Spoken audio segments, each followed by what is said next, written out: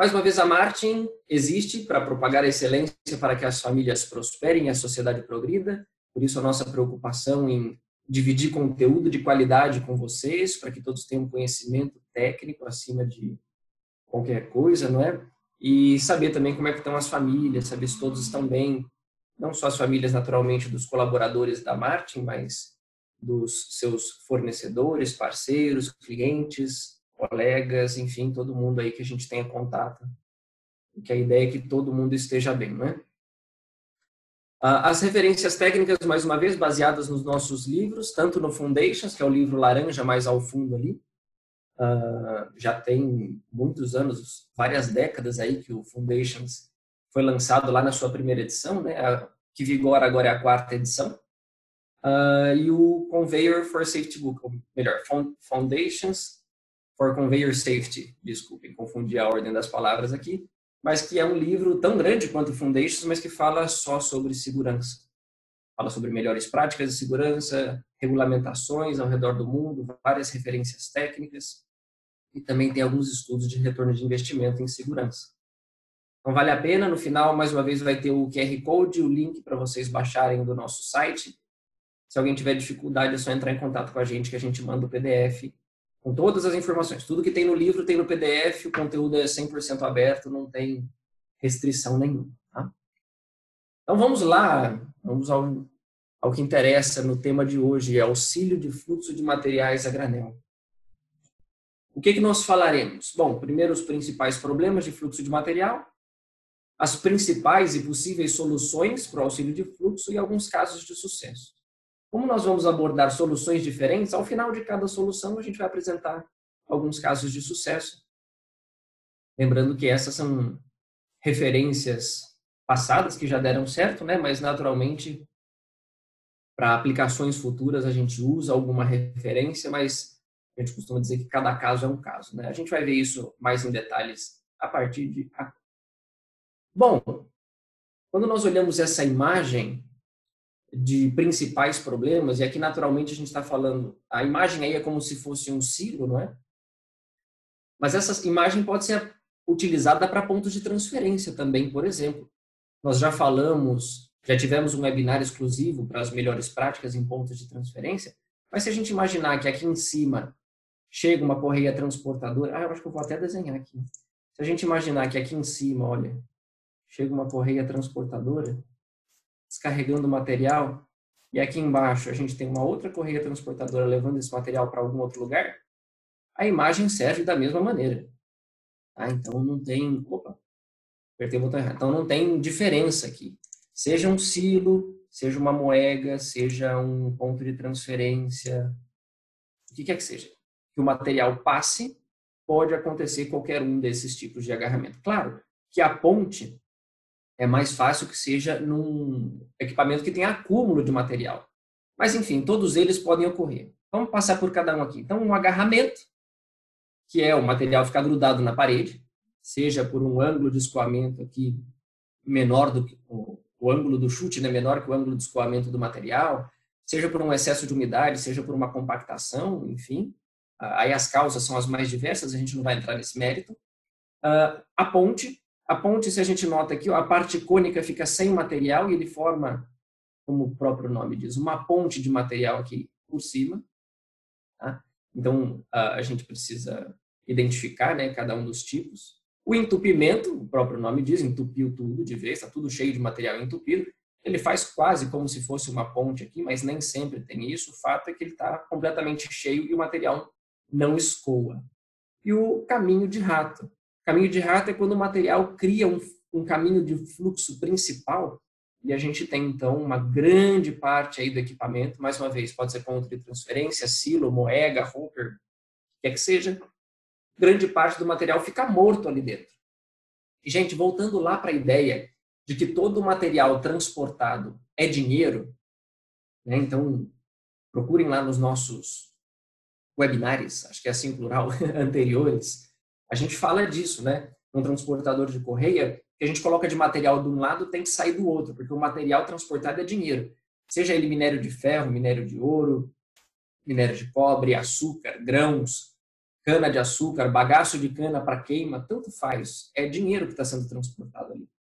Então, quando a gente olha isso aqui desse jeito, o que, que é isso? É dinheiro parado, certo? E esse dinheiro parado não vai trazer a lucratividade esperada. A gente está deixando de usar a capacidade total do equipamento, além do que, dependendo do tipo de material, se nós temos um morto acumulado por muito tempo e o material seguindo um fluxo preferencial, pode acontecer, por exemplo, em caso de alimentícios, de estragar o alimento, né? Estragar o produto, vir a contaminar outro produto, ter que limpar tudo, dependendo de algum outro tipo de material que tem alguma propriedade química, ele pode perder a propriedade química por ficar muito tempo parado, enfim. Nunca é bom. Agora, o que é importante nós sabermos, porque, por exemplo, os equipamentos que são de auxílio de fluxo, que a gente vai falar deles já já, eles precisam atuar sobre o material. Então, por exemplo, neste caso de ponte, não adianta a gente colocar uma chapa antiaderente, talvez, aqui nesse ponto, ou um canhão de ar, ou um vibrador. Porque se o material forma a ponte, a gente precisa atacar o material, precisa fazer o material fluir.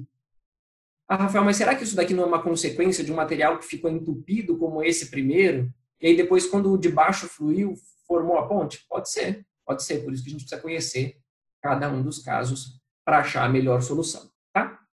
Bom, onde ocorrem? Já falamos, né? Silos, pontos de transferências.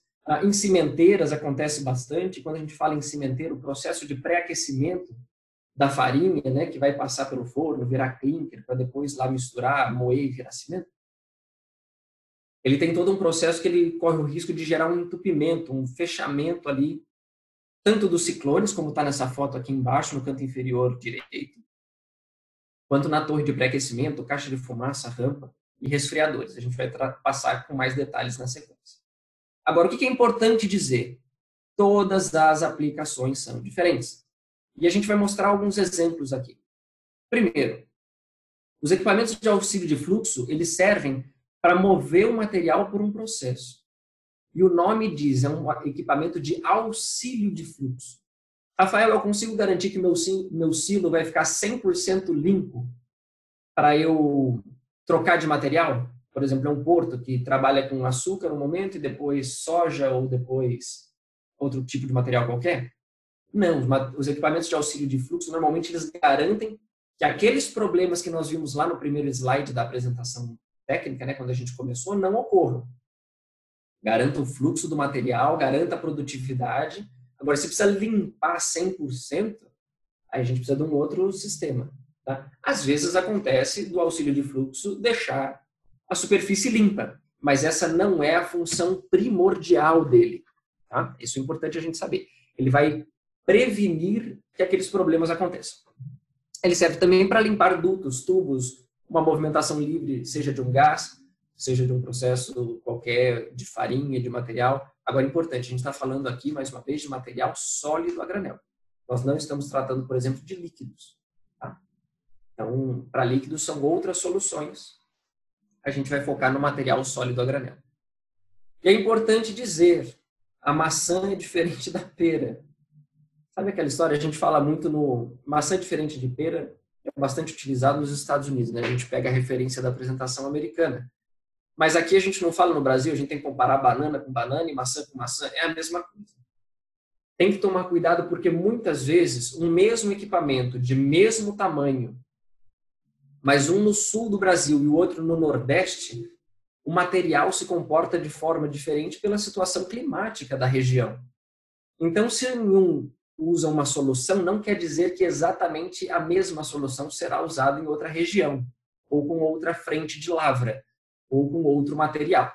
Vamos ver alguns exemplos. Primeiro que a gente precisa identificar o tipo de material. Ele pode ser úmido e pegajoso.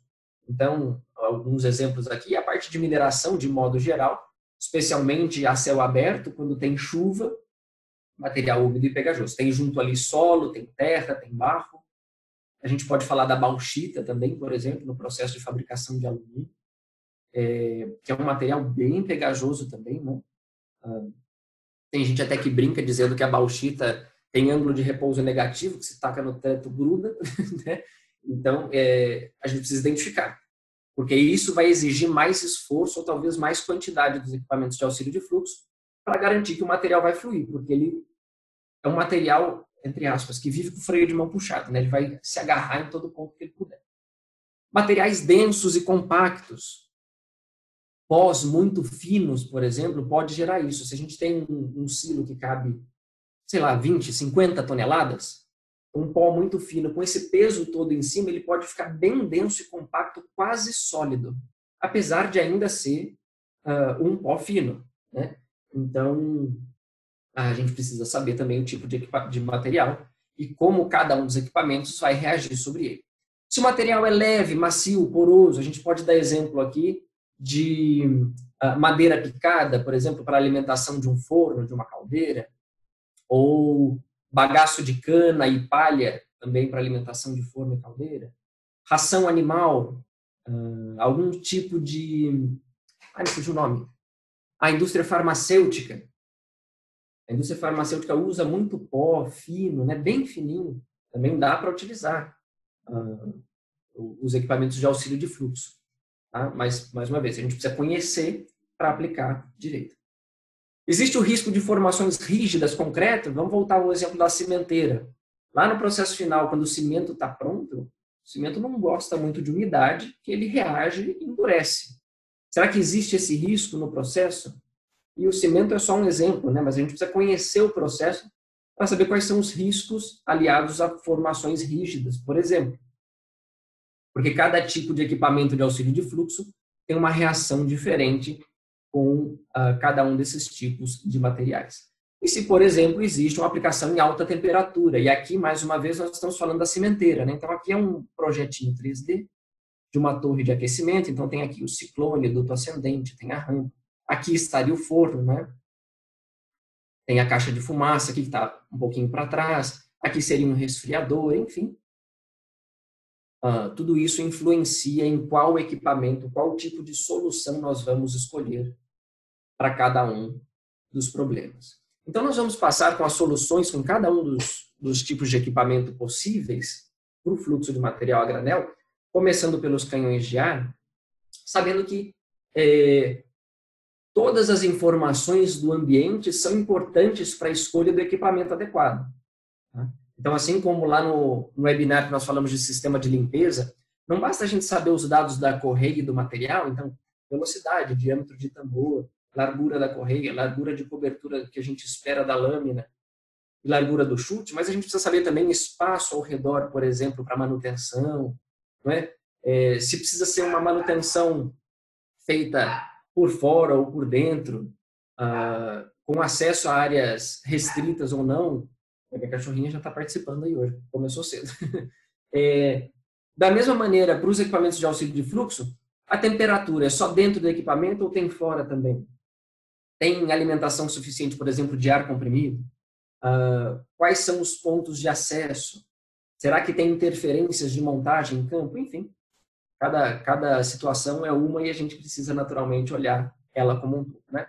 Então, começando aqui com os canhões de ar, vamos para alguns exemplos de aplicação. Primeiro, eu vou até voltar um pouquinho aqui para dizer, o canhão de ar é isso aqui. É um reservatório, aqui são vários modelos, né? Todos esses que estão destacados em laranja aqui são os canhões de ar. Parênteses, aqui no Brasil os canhões de ar eles são pintados de azul para atender a norma NR13, tá? Por conta de ser ar comprimido, tudo, e tem toda uma outra normativa para os vasos de pressão. Mas, enfim, o que é? O canhão de ar ele é um reservatório que acumula ar comprimido e dá um disparo instantâneo, em menos de meio segundo, para manter o material em fluxo. Tá? Manter o material em fluxo aonde? Agora sim, vamos ver os exemplos. Então, por exemplo, em moegas ou silos quadrados. Normalmente, tubos são montados para empurrar o material. E aí, naturalmente, por exemplo, para esse caso aqui na foto direita superior, qual é o tipo de agarramento que tem? Lembram lá da primeira foto? É agarramento lateral? É uma ponte? É um caminho de rato? Qual que é? A gente precisa saber para saber se 2 canhões, como eles estão dispostos na foto, são suficientes ou se precisa de mais canhões para cima. Se precisa de níveis diferentes de canhões. Se 2 desse lado são suficientes ou se precisa de canhão na volta inteira. Assim como neste caso, vejam, é um alimentador vibratório aqui embaixo e aqui é um silo. Nesse caso, foi suficiente colocar canhões do lado direito, mas não precisou do lado esquerdo, pela condição de como o material se acomodava dentro deste equipamento. Mas, naturalmente, a gente precisa estudar caso a caso, tudo bem? De maneira geral, as moegas, os silos que são quadrados, costumam acumular, ou os pontos de transferência, costumam acumular material nos vértices. São os cantos vivos ali, onde o material tem mais dificuldade de escoar, e ele se compacta com o peso do que vem em cima, e ele começa a criar o acúmulo de material de maneira gradativa ali, né? Alguns chutes de alimentação. Então, por exemplo, diferente do que nós vimos anteriormente, esse daqui imagina que é só um ponto onde o material passa. Ele não fica acumulado aqui dentro, ele só passa por aqui. Então, talvez que a gente não use os tubos. Talvez que seja preferível utilizar bicos difusores. E claro que aí os acessórios são os mais infinitos que a gente possa imaginar. Tanto falando em caso de canhão, né? Tanto para evitar vibração, para não dar trinca no reservatório, direcionar o fluxo, transformar o disparo numa faca de ar, que aí é aí que a gente usa os bicos difusores. Ao invés de dar um disparo sólido, como se fosse um impacto, um soco, vamos dizer assim, a gente usa o ar como se ele fosse uma faca para limpar uma superfície. Então, se nós olharmos aqui, vamos desenhar. Cadê a opção aqui do desenho? Eu perdi. Ah, tá aqui. Tava na minha cara. Vejam, ó, quando a gente dispara com o canhão de ar aqui, ele forma áreas de limpeza. Tudo bem? Claro que aqui é só um exemplo, mas essas áreas de limpeza são influenciadas ou são escolhidas ou dimensionadas de acordo com a largura do equipamento, o tipo de material que passa por aqui. E vejam, dá para notar bem que existe um problema de fluxo de material nesse equipamento por essa questão aqui, ó. Vocês conseguem enxergar que parece que ele está com sardas ou com catapora? Ele está todo marcadinho? Isso é resultado de um material não flui do lado de dentro, então alguém vem do lado de fora e bate. Seja com uma marreta, um pedaço de ferro, um pedaço de pau, o que quer que seja. Claro que isso não é bom para o equipamento, porque gera rugosidade, aumenta o agarramento de material. Gera problemas ergonômicos também, né? Porque em alguns lugares se utiliza aquela marreta de borracha, que o pessoal até chama de sexta-feira, né? E pode gerar riscos à estrutura, uma vibração acima do que o equipamento aguenta. Então, a instalação dos canhões de ar, por exemplo, é para evitar que a gente precise ir lá golpear o equipamento.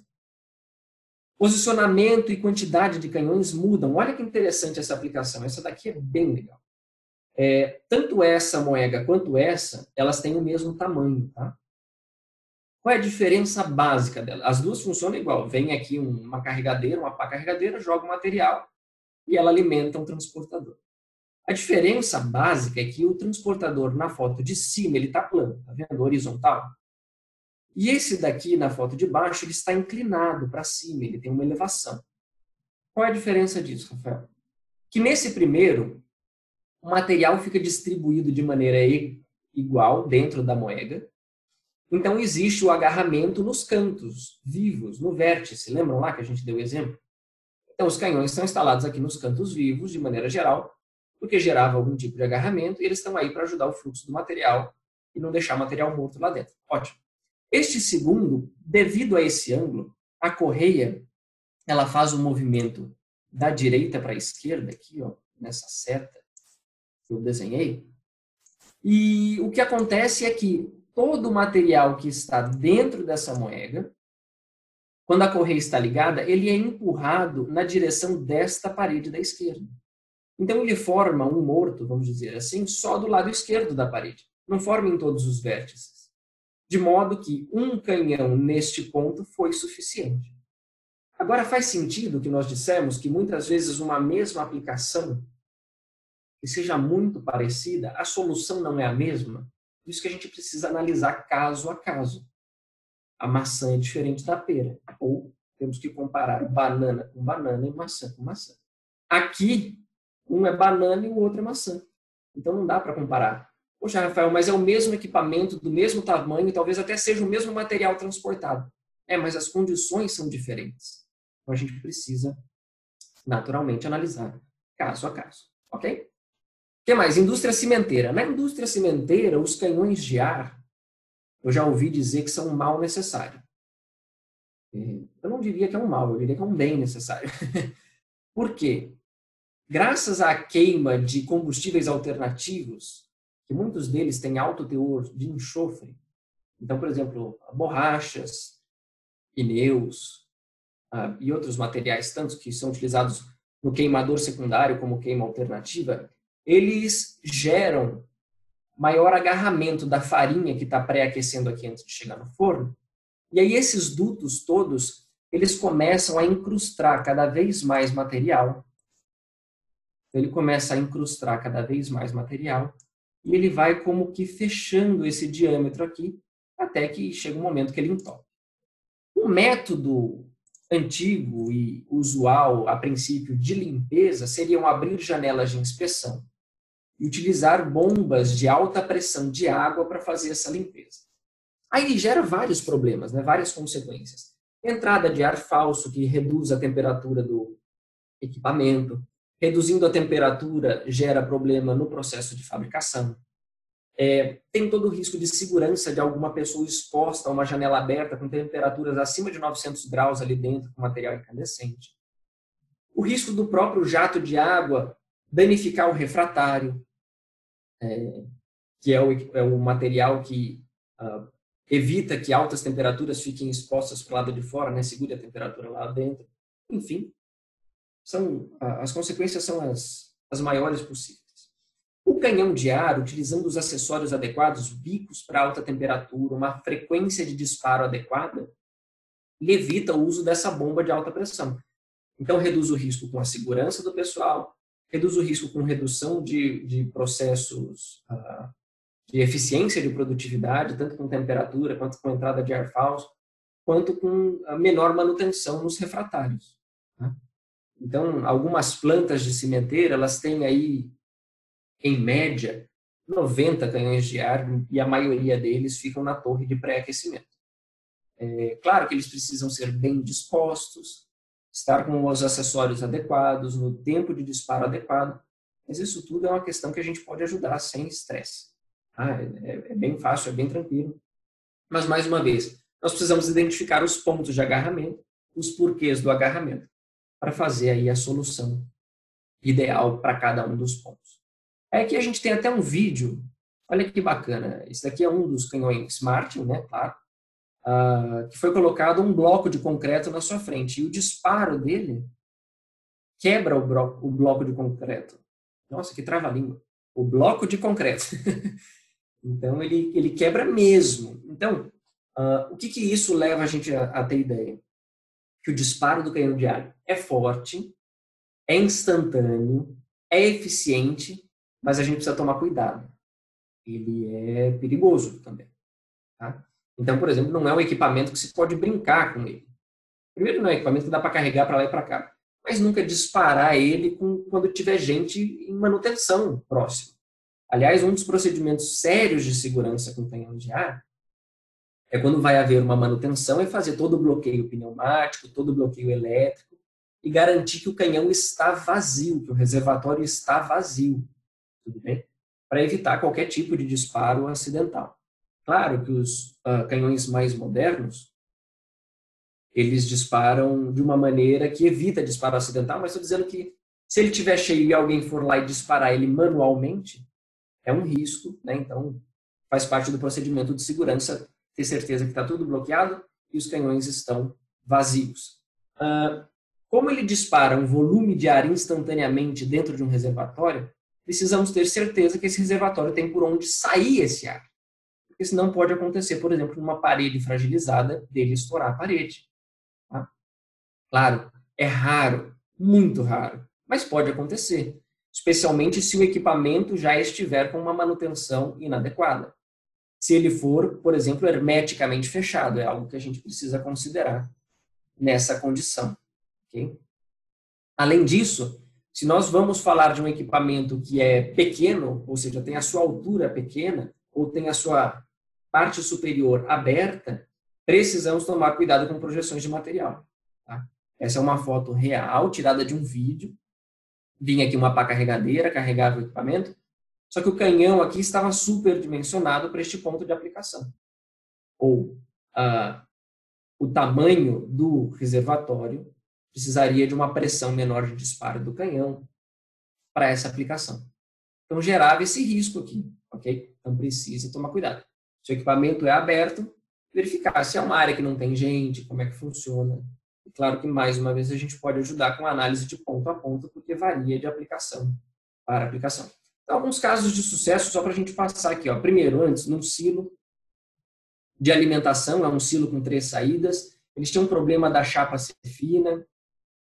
Aí o pessoal ia lá, batia na chapa, o que gerava deformações. As deformações aceleravam o processo de geração de furos na chapa, por danos mesmo.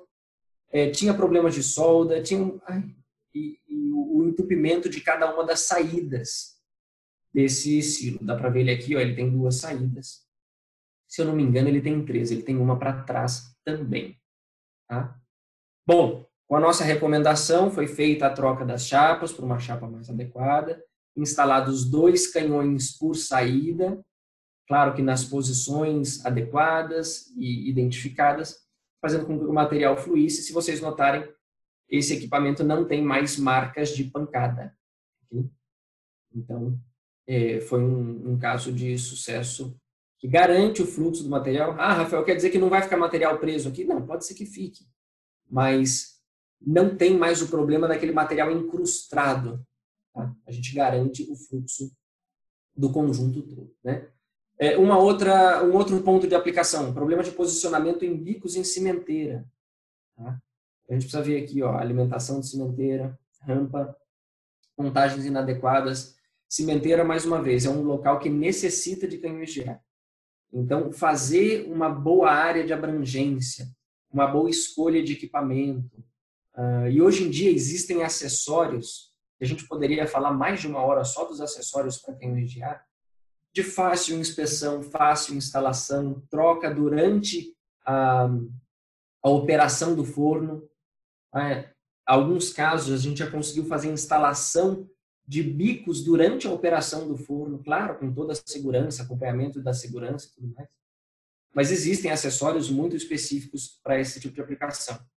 Então, naturalmente, com o reposicionamento, a análise da área afetada, os pontos de agarramento, os desenhos, nós reposicionamos 4 canhões de uma unidade e, naturalmente, conseguimos um bom caso de sucesso de limpeza das regiões que antes estavam inalcançadas.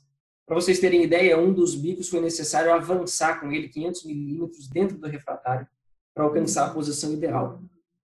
Essa foi uma customização feita neste cliente, nessa aplicação, mas que, mais uma vez, faz parte da nossa abordagem. Não adianta oferecer um tipo de equipamento que não atenda à solução que você, cliente, parceiro, amigo, precisa. Então, naturalmente, que existem as soluções padrão, mas a gente pode modificá-las para atender cada uma delas.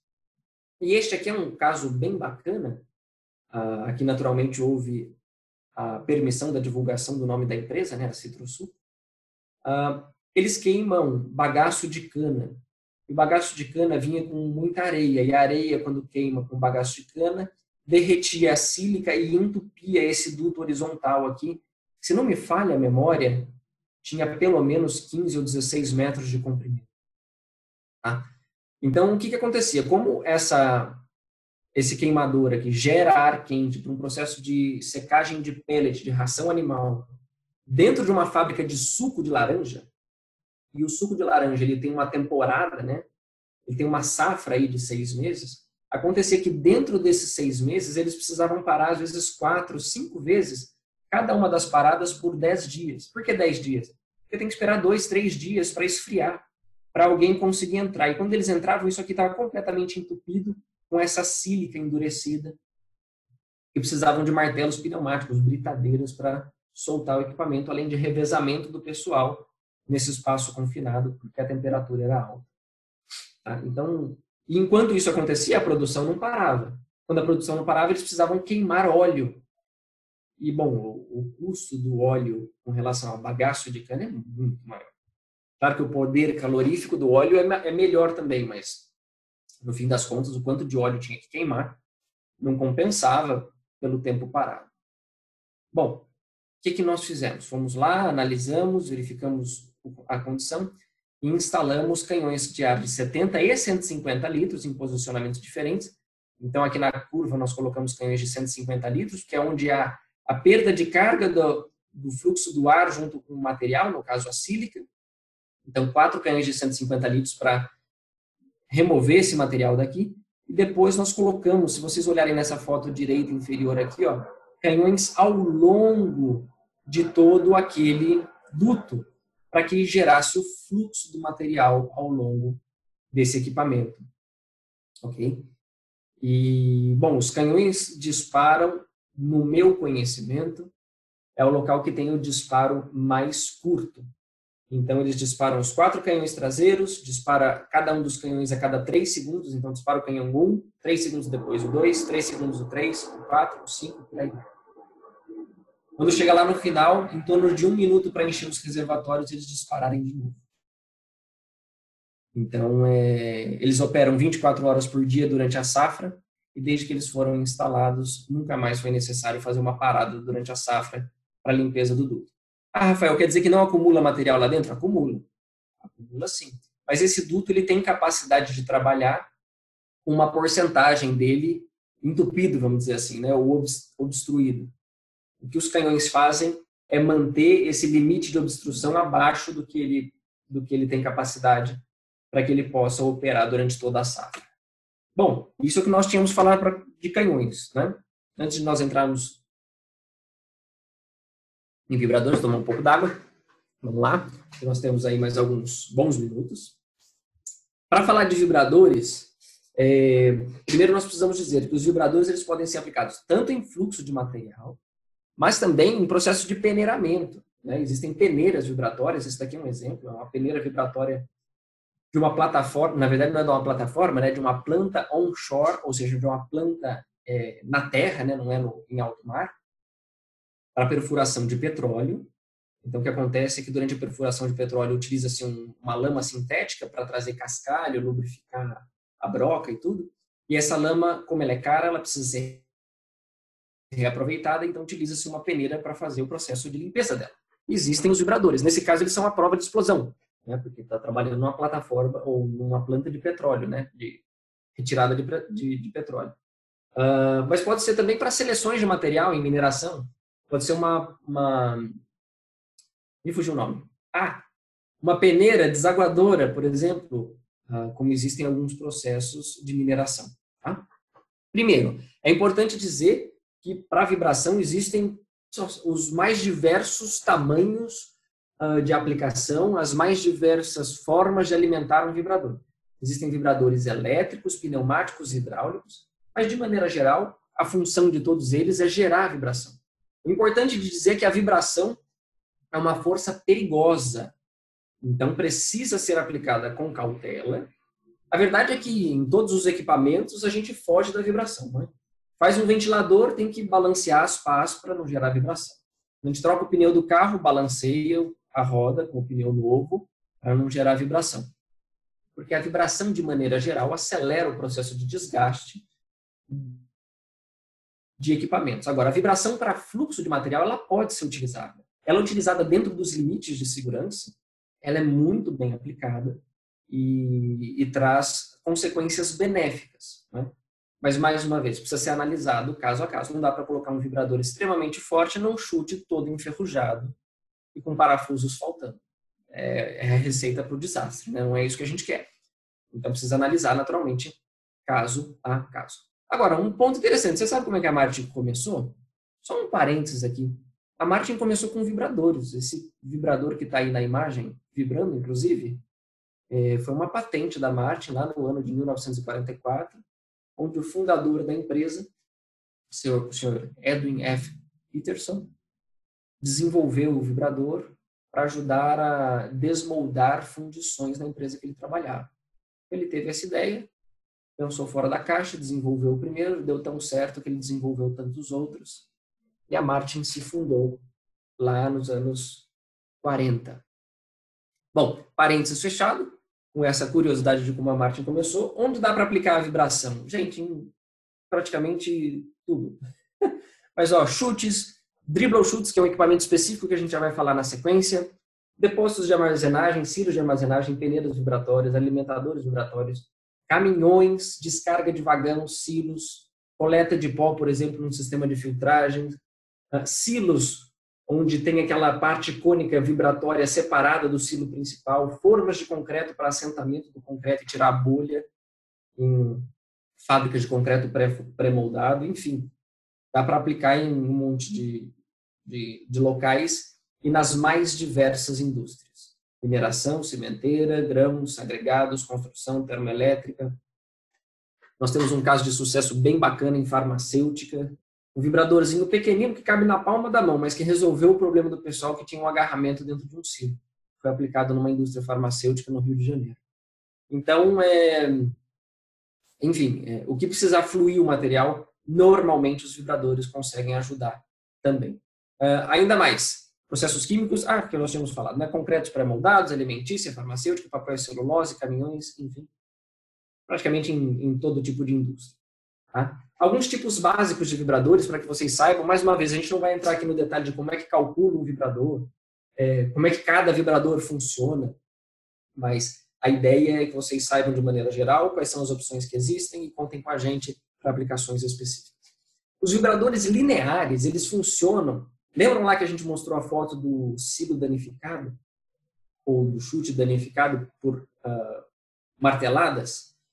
Os vibradores lineares, eles funcionam como marteladas, tirando os danos no equipamento e tirando os riscos ergonômicos que os funcionários, os colaboradores podem ter por uma marreta muito pesada.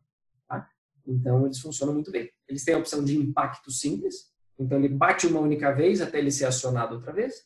Impacto contínuo, que ele fica vibrando como se fosse uma britadeira até que a gente desligue a fonte de alimentação, ou contínuo sem impacto. Contínuo sem impacto é porque ele vibra, mas ele não tem aquela pancada seca final. Ele vibra, mas sem gerar o golpe. Por que isso é importante? Ruído.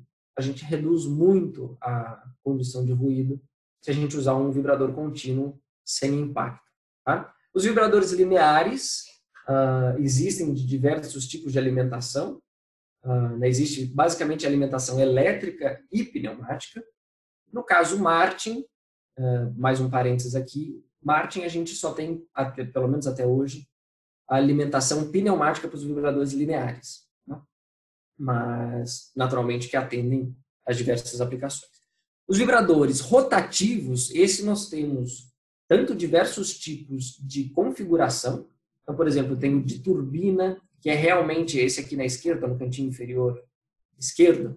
Ele tem como se fosse uma turbina mesmo. Ele é mais eficiente, mas ele é mais leve.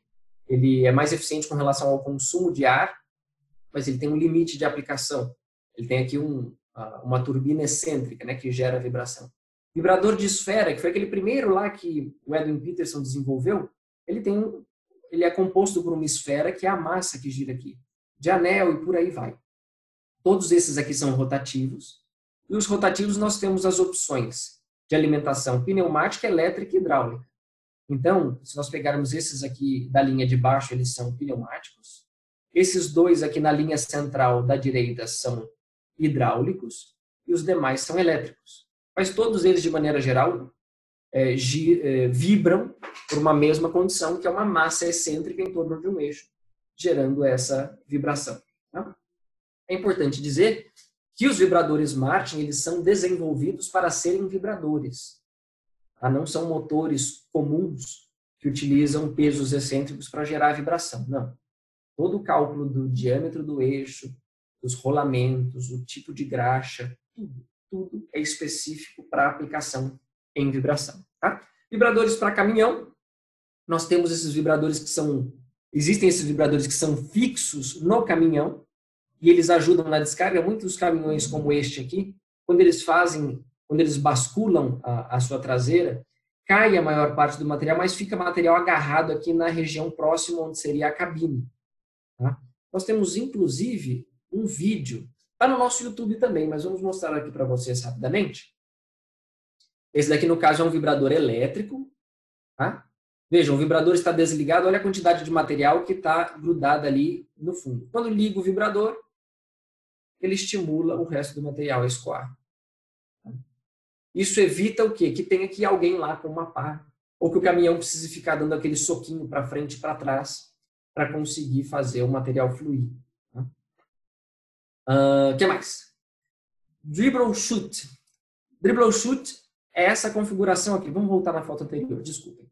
É esse suporte alaranjado com um amortecedor de borracha aqui.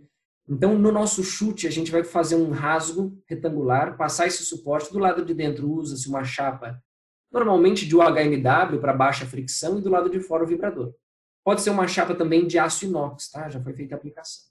Normalmente, onde é aplicado o dribble chute? Aqui, ó. Transportador de correia, tambor dianteiro ou tambor motriz, descarrega o material. O material principal é raspado pelo raspador primário e tem raspadores secundários e terciários. O que acontece é que muitas vezes nessa parede agarra material, agarra tanto que ele transborda aqui por cima, no espaço entre o chute e a correia. O dribble chute, então vamos lá, a gente tem aqui a chapa de UHMW, o suporte e o vibrador. O vibrador vibra a chapa de UHMW, então a estrutura, claro que ela tem uma leve vibração, mas a função principal não é vibrar o chute, a estrutura, senão a chapa interna. Tá? E esse material fino que cai aqui, com essa superfície em vibração, ele é estimulado a seguir o seu fluxo normal. De quanto em quanto tempo precisa ficar ligado esse vibrador? Depende, a gente tem que analisar caso a caso. Se o acúmulo for lento, talvez que dê para esperar algumas horas antes de ligar o vibrador por alguns minutos. Se o acúmulo for muito rápido, talvez que a gente precise deixar o vibrador ligado direto. Depende de quanto material acumula aqui. A gente só precisa ficar atento, porque os vibradores elétricos têm restrição de quantas vezes eles podem ligar por minuto, ou melhor, por hora. Porque cada vez que liga é um pico de corrente, o pico de corrente aquece o vibrador e isso pode gerar queima dele. Então, enfim, nada que a gente não possa avaliar de usar um vibrador, por exemplo, hidráulico ou pneumático, para evitar se a necessidade de ligação é muito intensa no liga e desliga. Não é? Mas basicamente é essa configuração. E por fim, quando nós não temos condição de colocar um dribble chute aqui neste ponto, não sei, talvez que seja restrito o espaço, tenha um solo aqui, tenha qualquer outra coisa nesse sentido, existe a opção deste equipamento chamado Scavenger, o nome em inglês, naturalmente. Então imagina que aqui tem a correia com os raspadores secundários e terciários, e esse equipamento pode ser instalado abaixo da correia. Então o material cai como se fosse no chão, porque não é no chão, já é no equipamento, ele cai nessa chapa metálica, e estas pás, que aqui estão, aqui está uma e aqui está outra, são empurradas por um cilindro hidráulico para empurrar o material de volta aqui para o fluxo normal. Tá? Essas pás empurram baixas e retornam elevadas, porque senão elas iam ficar só, se cai material aqui no meio, elas ficariam empurrando o material para frente e para trás, não faria sentido. Né? A montagem desse equipamento é em módulos, então aqui nós temos 2 módulos montados, mas podem ser montados mais de 2 módulos, claro que varia, mais uma vez, de acordo com a necessidade e a aplicação, e é fornecido com todo o kit de motor, como é que chama, reservatório de óleo e etc., que pode ser acionado, seja por um sensor, seja por remotamente, seja por alguém no campo que vá inspecionar o ponto a ponto. Nós temos um vídeo aqui na sequência que mostra o funcionamento dele. Isso aqui eu já falei tudo, né? Então, permite a adição de raspadores secundários e terciários, que não estariam dentro do chute, reduz o risco do trabalhador com relação à limpeza, tem sua construção modular e requer apenas 13 polegadas, que vai dar aí pouco mais de 250 milímetros de espaço entre o equipamento e a correia. Né? Então, vejam, aqui está o equipamento, a chapa, os módulos. Notem, a pá aqui, né, a frente dele empurra aqui com o pistão, e ele tem esse sistema bem boladinho aqui, que ele retorna alto para manter o material aqui para a próxima pá, que seria essa daqui, fazer a função de empurrar. Claro que aqui é uma demonstração, apenas lá na Martin, nos Estados Unidos, mas serve para nós termos a noção do que ocorre. Alguns casos de sucesso relacionados a vibradores. Esse primeiro numa indústria de vidro, como vocês podem ver, os operadores precisavam... Aqui é o hopper, ou a moega de alimentação do forno. E os fornos de vidro, eles são contínuos, pelo menos esse é contínuo. Essa fábrica funciona, se não me falha a memória, desde 2014.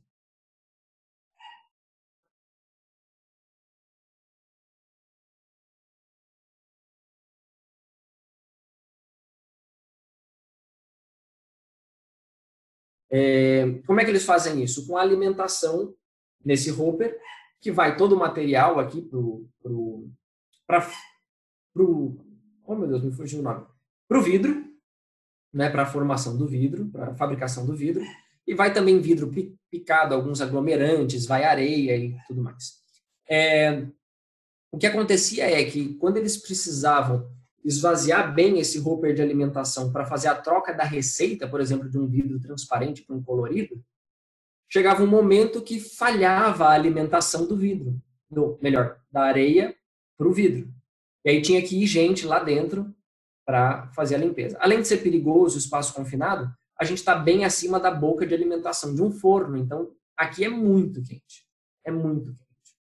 Se não me falha a memória, aqui, ó, risco dos trabalhadores enfrentarem a temperatura de até 150 graus por 20 minutos. Então eles suavam muito e tem todo o risco, naturalmente, à saúde. O que nós fizemos? Dimensionamos vibradores para essa alimentação, vibradores de impacto, tá?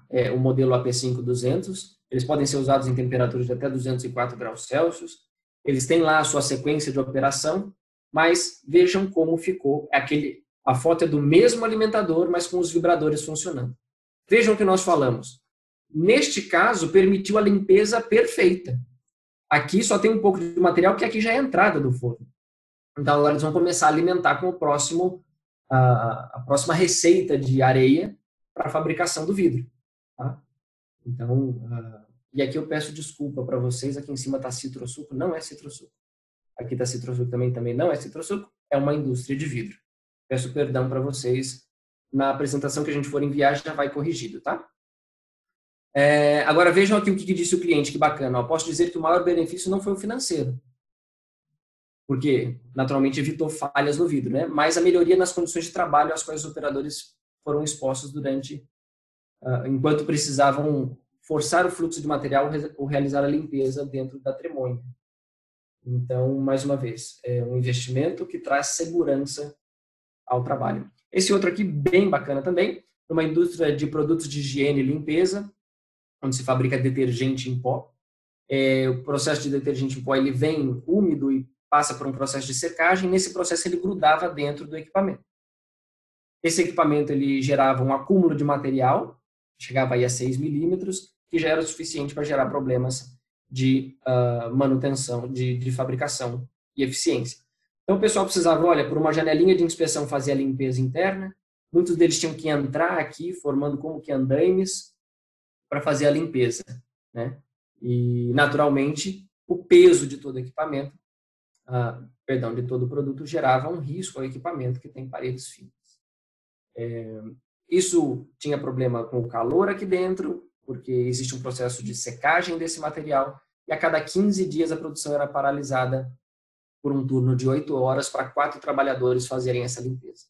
Bom, com a aplicação desse vibrador aqui com impacto simples, nós conseguimos fazer com que não fosse mais necessário esse tipo de intervenção, com os operadores entrando no equipamento para fazer esse tipo de intervenção.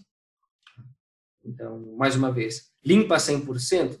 Talvez que não, mas ele garante a produção sem precisar expor o funcionário ou colaborador à área de risco com tanta frequência. Aqui está a instalação deles, foi instalado em vigas, redução de 65% a 70% do acúmulo de material.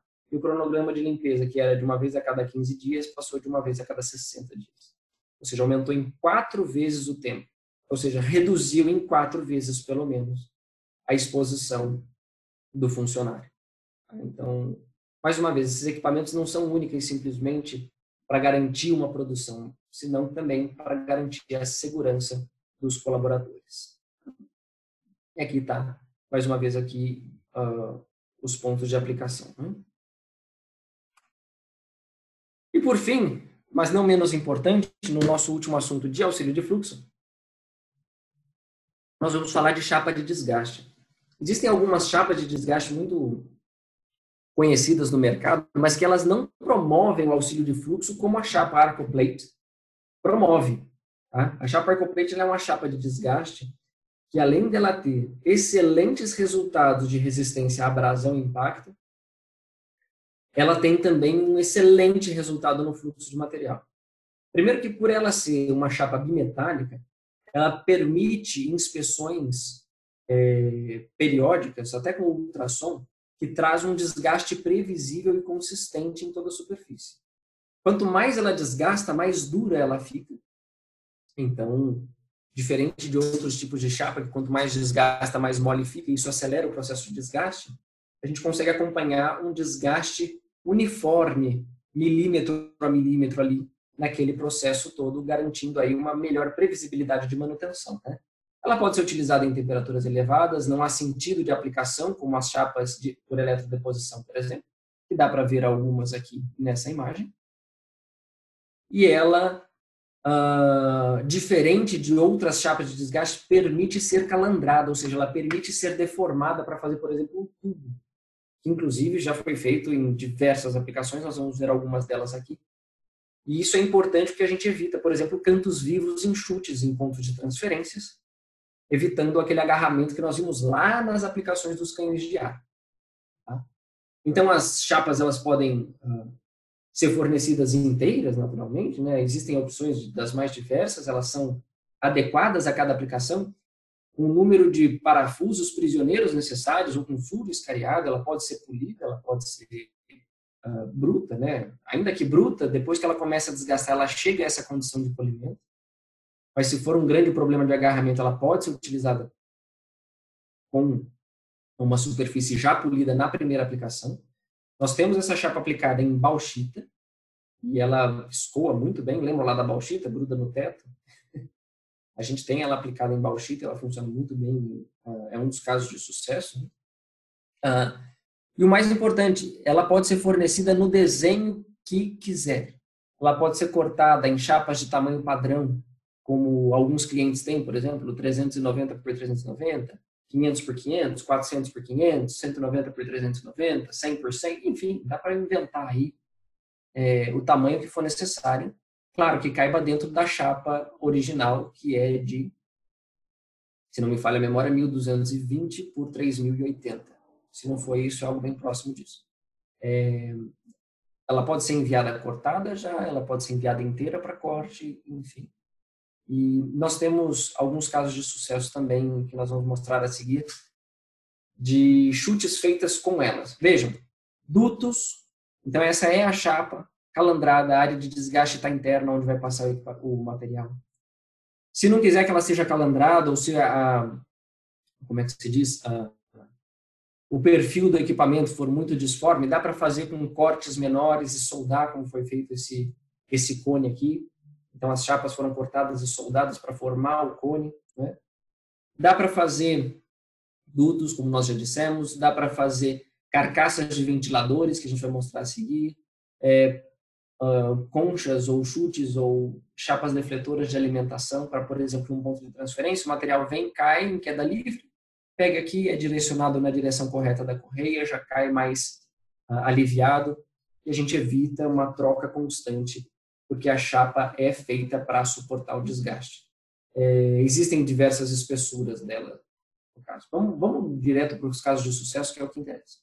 Vejam, aqui numa mina de níquel, esse chute antes era fabricado em aço inox e tinha uma vida útil baixa, de 2 meses. A cada 2 meses tinha um furo aqui ou ali que precisava de uma manutenção, além de naturalmente gerar problemas de agarramento e ter uma aplicação, uma operação, melhor dizendo, de aproximadamente 400 graus Celsius. Vejam, notem que o perfil é diferente, né? Nós também fazemos a engenharia do chute. Claro que se pode seguir o desenho do chute que já se tem. Mas se nós notamos que aquele perfil não está favorecendo o fluxo do material, a gente pode sugerir alterações na engenharia do chute. Vejam, esse chute ele foi fabricado diretamente com a chapa de desgaste Arcoplate. Não é um chute de aço carbono revestido. Ele é feito diretamente com a chapa. E se vocês notarem, os cantos dele são arredondados, são calandrados para evitar o agarramento do material. Inicialmente foram colocados alguns canhões para garantir o fluxo. Mas vejam, a vida útil do canhão, ele está instalado há 3 anos e a manutenção na parte inferior, que é a maior parte do desgaste, ocorre a cada 12 meses e não mais a cada 2 meses, aumentando o tempo de manutenção em 6 vezes. E não existe nenhum histórico de agarramento ou obstrução, que é também um dos principais problemas nessa aplicação. Okay? Um outro é um chute modular pivotado. Notem, antes era um chute de aço carbono revestido, então notem a quantidade de parafusos que tem aqui relacionados às chapas de desgaste internamente, né? Tinha-se por mês aí quase 40 horas de manutenção, com trabalho em espaço confinado, 2 paradas por mês, com 3 colaboradores por parada. Eram feitas dessas chapas aqui, né, que a gente vê os parafusos, em torno de 25 chapas, vamos arredondar para cima aqui. Em torno de 25 chapas eram trocadas por parada. Vejam, 2 paradas por mês, 25 chapas por parada. Bastante coisa, hein? E um gasto médio aí, bem preciso, hein, inclusive, né, que o pessoal conseguiu naturalmente levantar com os responsáveis do equipamento, né? Esse valor não foi tirado do nada, foi levantado, tanto com os gastos de parada de troca, não é? De andaimes, enfim, das pessoas envolvidas. Gasto médio aí de quase R$11.000 por parada. Nos consultando, esse cliente aqui teve um chute refeito, mais uma vez todo em chapa Arcoplate, não em aço carbono revestido, e ele é todo modular. Então, se essa chapa aqui dá problema, né, ou desgasta além do limite, soltam-se todos os parafusos que estão em volta dela aqui e tira só o módulo dessa chapa. Vocês podem notar que tira só o módulo dessa chapa e ela reencaixa aqui naturalmente. E claro que quando a gente faz a engenharia de um chute desse, nós buscamos deixar a maior parte das laterais com o mesmo tamanho para que o estoque de manutenção seja o menor possível. O resultado é que a vida útil do chute instalado há 3 anos, a manutenção pontual, mais uma vez, na parte inferior a cada 12 meses. E não existe histórico de agarramento ou obstrução. Tá? Alguns outros casos de sucesso de carcaças de ventiladores industriais, em cimenteiras tem, em algumas usinas, em algumas indústrias siderúrgicas podem ter também, em outras aplicações. Mas aqueles ventiladores industriais gigantescos, que normalmente entra poeira do próprio material em suspensão e gera desgaste da carcaça, já foi feito também em Arcoplate, garantindo a vida útil. Bom, isso é o que nós tínhamos falado de auxílio de fluxo de materiais a granel, tanto dos problemas quanto das soluções com canhões, vibradores ou chapas de desgaste Arcoplate que garantem o fluxo do material. Vocês viram aí os casos de sucesso e o mais importante de tudo, contem conosco. Contem com a Martin tem mais de 75 anos no mundo, mais de 30 anos no Brasil em soluções completas e personalizadas. Então nós vamos ajudar vocês a analisar o seu problema específico. Se um colega tem a solução com muitos canhões, mas o seu não precisa de muitos canhões, a gente vai ajudar com o número que for necessário, assim como vibradores e chapas de desgaste. Cada solução é específica para um problema específico naquela região. Tá? Então, contem conosco no que a gente puder ajudar com essas informações. Aí, mais uma vez, está o QR Code. Se vocês quiserem mirar a câmera do celular aí para se conectarem diretamente ao nosso blog, onde vocês vão poder fazer o download, nós vamos deixar aqui um tempinho. Mais uma vez, os livros estão lá na íntegra, gratuitos, porque a ideia é compartilhar conteúdo técnico. Ok? Então, vamos lá, 3, 2, 1. Se alguém tiver dúvida depois, basta entrar em contato conosco.